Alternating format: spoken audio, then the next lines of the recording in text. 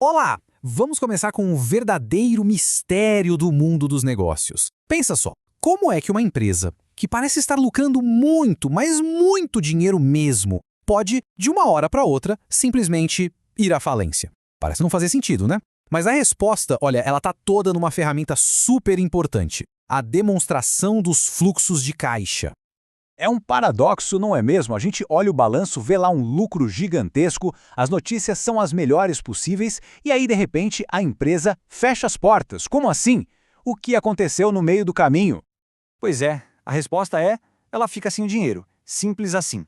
Porque no fim do dia, o que paga as contas, o que paga os salários, não é o lucro que está lá no papel, sabe? É o dinheiro vivo, o caixa no banco.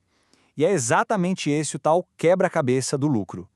Entender essa diferença é o ponto de partida para sacar qual é a real situação financeira de qualquer negócio.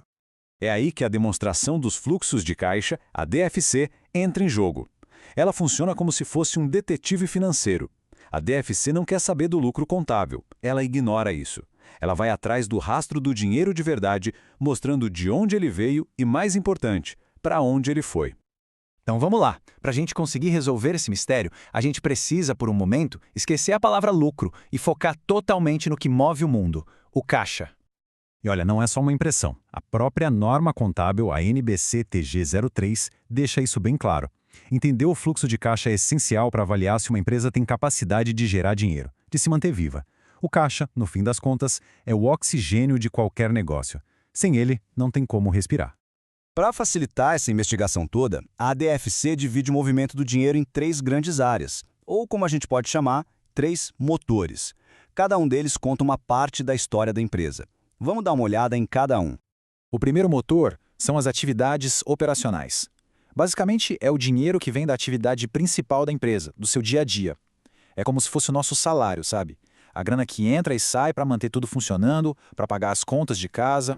Depois, a gente tem as atividades de investimento. Aqui a conversa é sobre gastar ou ganhar dinheiro com coisas grandes, de longo prazo.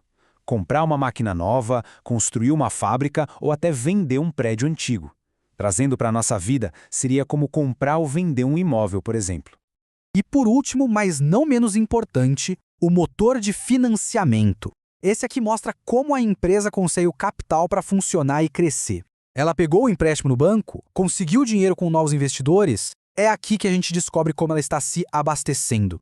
Certo. Agora vamos olhar mais de perto o motor principal, o coração do negócio, as atividades operacionais. É aqui que a gente descobre se a operação da empresa por si só está dando dinheiro de verdade.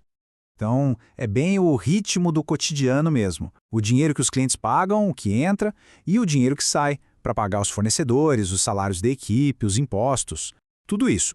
Um fluxo de caixa operacional positivo e constante é um sinal de saúde. É como um coração batendo forte, no ritmo certo.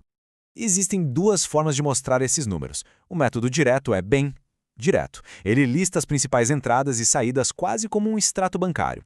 Já o método indireto, que é o mais usado, ele parte do lucro e vai fazendo ajustes até chegar no caixa real. Mas o mais importante é que, no final, os dois chegam exatamente no mesmo resultado. Muito bem, agora vamos para os outros dois motores. Eles não mostram o dia a dia, a correria, mas sim as grandes decisões, aquelas que vão definir o futuro da empresa. As atividades de investimento são um raio-x da estratégia de crescimento. A empresa está comprando equipamentos novos para expandir a produção? Ou será que ela está vendendo ativos para se enxugar? Cada movimento aqui é uma pista sobre os planos para o futuro. Já as atividades de financiamento mostram de onde vem o combustível para tudo isso acontecer. A empresa está pegando mais empréstimos? Está trazendo novos sócios para o negócio? Ou, pelo contrário, está pagando as dívidas que já tinha? É aqui que a gente entende como as grandes ambições são financiadas. Ok, agora que a gente já conhece os três motores, chegou a hora de juntar todas as peças do quebra-cabeça. Como é que eles interagem para contar a história completa do dinheiro da empresa? Olha só esse exemplo aqui. Bem simples. A operação da empresa gerou 1.380.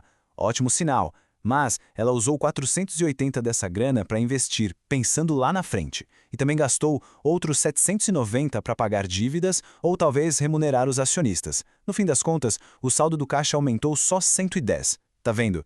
Cada número conta uma parte da história.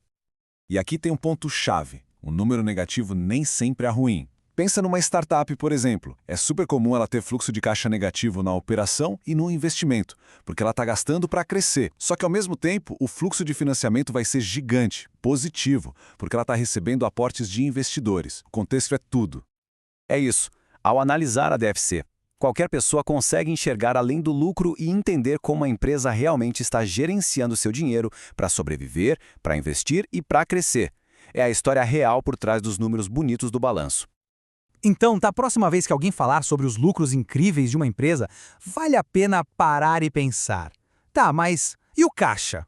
Procure a demonstração dos fluxos de caixa. É ela que vai contar a história que os outros relatórios sozinhos não conseguem. A verdadeira saga do dinheiro.